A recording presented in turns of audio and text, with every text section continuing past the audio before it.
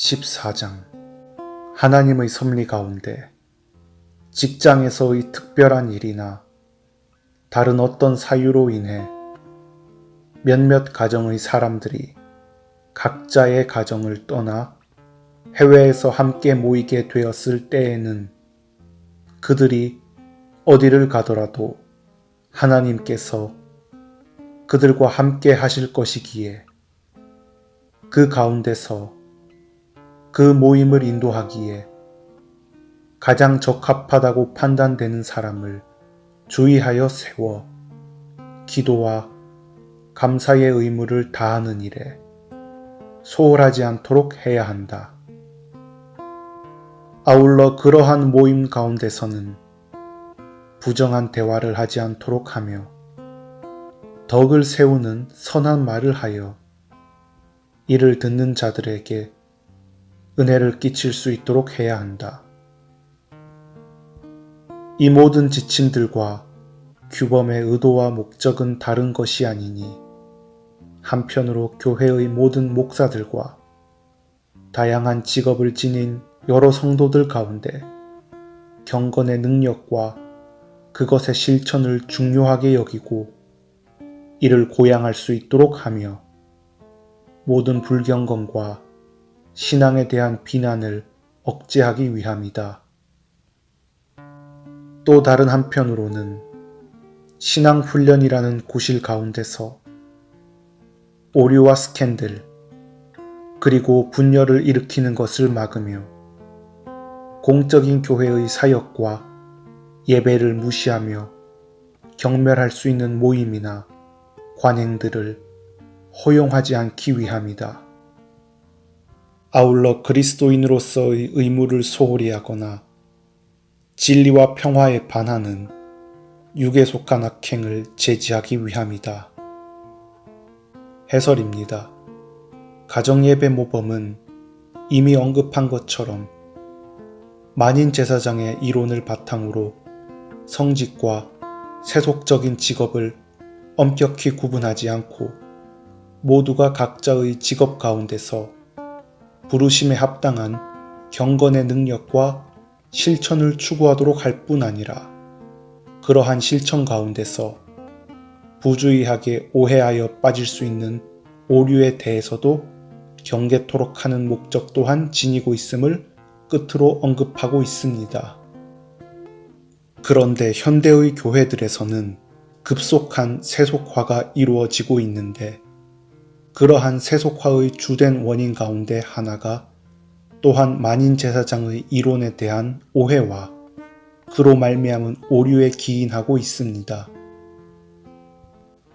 그러므로 가정예배 모범에서 밝히는 둘째 목적은 현대의 교회들, 그 가운데서도 개혁된 신앙을 추구하는 장로교회들에서 반드시 이해하며 기억해야만 하는 중요한 것입니다.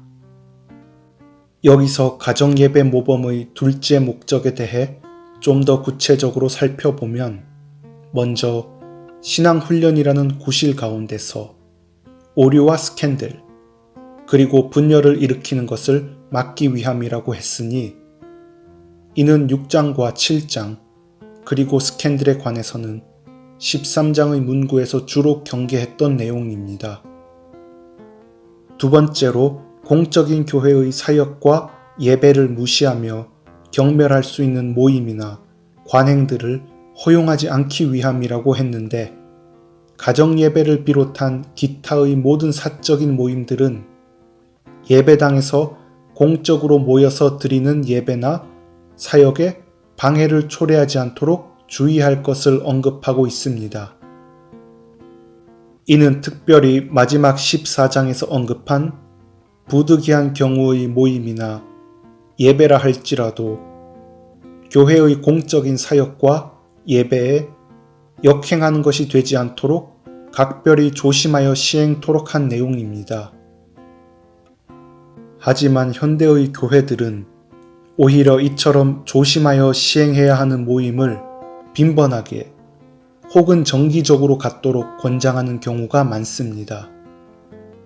여러 차례 언급한 셀 교회론에 근거한 목회나 평신도 사역자론과 같은 프로그램들에서는 작은 모임들의 활성화와 그 가운데서의 소위 평신도 리더십이 강조되곤 하는데, 그러한 프로그램들은 오히려 가장에 의해 실시되도록 한 가정예배에 방해가 되거나 그러한 프로그램으로 말미암아 교회의 분란을 초래한 것 같은 피해 사례들이 빈번하게 노출된다는 점에서 우려할 만한 프로그램들이라 하겠습니다. 끝으로 언급하는 패단은 그리스도인으로서의 의무를 소홀히 하거나 진리와 평화에 반하는 육에 속한 악행을 범하게 되는 우려인데, 이는 교회에서의 공적인 사역이나 예배가 각 가정에서 실제적으로 실천될 수 있도록 하는 목회에 있어 필수적인 사항이라 하겠습니다. 특별히 신자라 할지라도 육에 속한 가운데 있을 때에는 부패한 본성이 발현되기 마련이기에 항상 말씀 가운데서 그리스도인으로서의 소명에 따른 기도와 감사의 의무를 소홀히 하지 않도록 함으로써 이를 억제하고 회피할 수 있어야 하는 것입니다. 중생에 대해 잘못 이해하는 사람들이 그리스도 안에서 모든 것들이 용서되는 것이기에 죄가 적용되지 않는다고 주장하는 것을 볼 수 있는데, 그러한 이해는 사람의 전적인 타락이 얼마나 심각한 것인지에 대한 무지와 간과로 말미암은 잘못된 것입니다.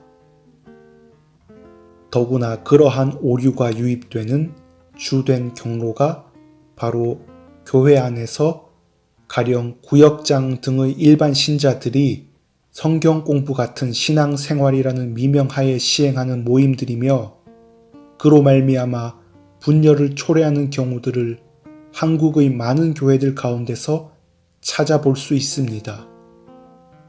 바로 이러한 패단들 때문에라도 가장이 가정 예배를 성실하게 잘 인도할 수 있도록 교회의 모든 지도자들, 특별히 목회자들의 지도가 필요한 것입니다.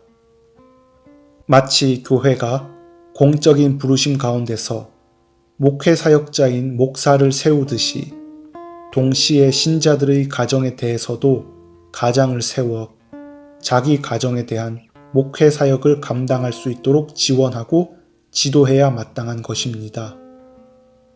그렇게 함으로써 비로소 교회의 공적인 신앙은 가정과 개인에게까지 실제적으로 전수되며, 그럼으로써 사회 가운데서 여러 다양한 직업으로 활동하는 신자들이 경건의 능력과 그것의 실천으로서의 영향을 끼칠 수가 있는 것입니다.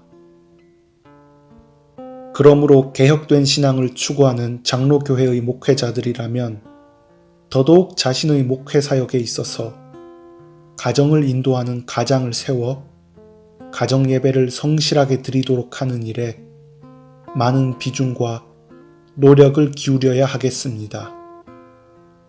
오늘로써 가정 예배 모범 본문 소개와 해설을 모두 마칩니다.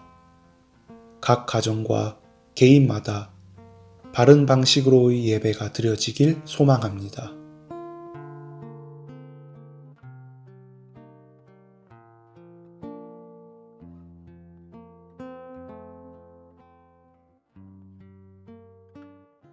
땅의 모든 끝이 여호와를 기억하고 돌아오며 열방의 모든 족속이 주의